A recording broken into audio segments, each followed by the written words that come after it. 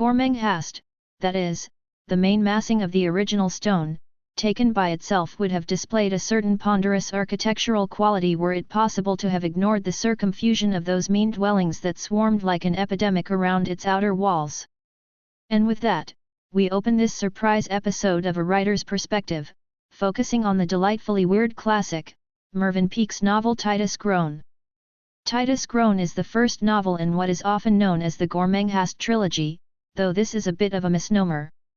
The series was planned to be about Titus Groan, with the castle of Gormenghast just being the setting of the first arc.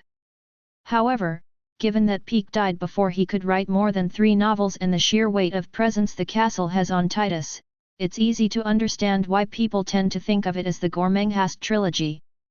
My dear humans, lizards, and birds, I will be honest. At first glance, this is not a book that I thought I'd ever finish. In fact, in the past 5 years, I've tried about 5 or 6 times to get through the first few chapters.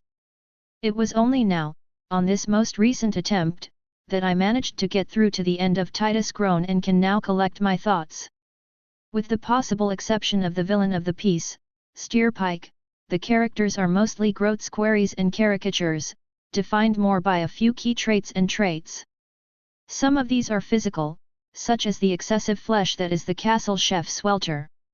Others are more about their mood and demeanor, such as the unyieldingly strict keeper and master of the castle's rituals, Sourdust. The names are quite odd, yes. But that's not a bad thing, I think. It does, however, take some getting used to, especially early on. More than once in the first 10 chapters, I was confused between Lord Sepulchrave and his chief servant, Mr. Flay. Some folks might call the plot out as meandering, as there is really only one character that's making waves to move things along, and that's Steerpike. Though, for reasons I will point out later, I believe this is actually one of the strengths of the novel rather than a weakness. But what really made it hard for me to get through was the prose. As indicated by the quote I started this video with, the prose is incredibly chewy. It isn't unusual for someone to take 1 or 2 runs through that first sentence alone to get a full grasp of what it's trying to say. If you're used to a more direct or workmanlike writing style, that's going to be a lot of mental chewing you'll end up doing, and it can slow down your ability to get through the book. On the other hand, I think if you're used to purple prose it might not be that bad. With that in mind, I would be mistaken if I said this was a bad book.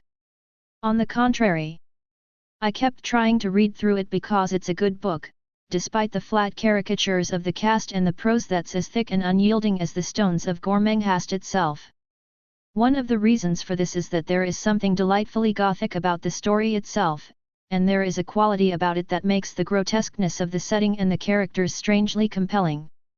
There's a sort of beauty to it that's hidden under the dense prose, waiting to be discovered by a patient reader. The plot can feel meandering, as I mentioned, but that is intentional, I think. Gormenghast is, by design, a place of stillness and stagnation.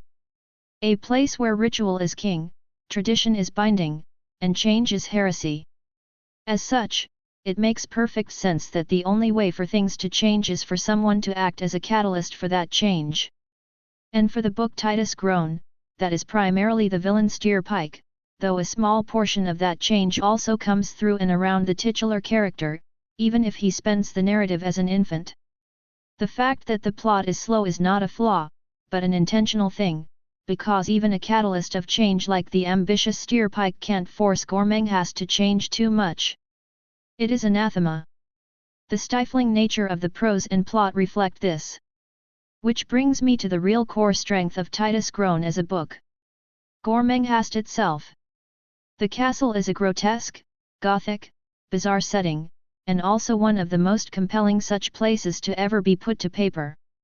From the dark and constricting stone lanes to the twisting multicolor maze that is the Room of Roots, the endless cobwebs and debris-littered interior of the Hall of Spiders to the largely forgotten but not quite dusty Hall of Bright Carvings, every inch of this massive castle comes alive in just how dead and stagnant it is. The place is so impossibly compelling because of how strange and weird it is, and it's hard not to marvel and wonder at just what kind of secrets might be lurking in the areas of the castle that its residents have long since forgotten even exist. It is bafflingly rare to find a setting that is so evocative. The best examples I can think of are the Russia presented in Anton Chekhov's short stories or the fantastic equivalent of China presented in Under Heaven by Guy Gavriel K. It isn't right to say Gormenghast feels timeless, but rather, it is a place where time has been forgotten. Ritual and tradition are as woven into the setting as the stones, and the presence of it permeates the narrative in ways that make it feel stifling and refusing to change. And that, as I pointed out, is probably an intended effect. Patience is key to understanding Gormenghast, in getting through the wonder that is Titus Groan. The narration is dense and chewy, taking so much effort to get through and process. It is not a book you'll want to sit through in one go, but instead read chapter by chapter, chewing through in your mind before letting it sit a moment and mull over it. Digest it. I can understand why Mervyn Peake's work isn't as remembered as, say, the works of C.S. Lewis or J.R.R. Tolkien. The sheer difficulty of getting through the text and the depth of the weirdness can make it hard to access, hard to get into, hard to appreciate. That the series is apparently incomplete is probably also a hindrance, though how problematic that is may vary. If you, like me, are enthralled more by Gormenghast as a setting than Titus as a character, then the incomplete nature of it isn't an issue and you are likely to only care about the first 2 books. But at the same time, I see why anyone who does read through it adores it. There's a living, breathing quality to the setting itself that is entrancing, as if Gormenghast is not just the setting but a character in it, and the relationships the other characters have with the place define them. The rituals and the observation of them define Sourdust and his loyalty to the place. The stifling atmosphere and chokehold of the castle weighs down Lord Sepulchrave.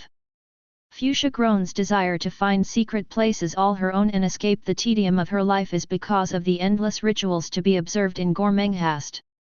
Even Steerpike is at least partly defined by his relationship to the castle's unchanging nature.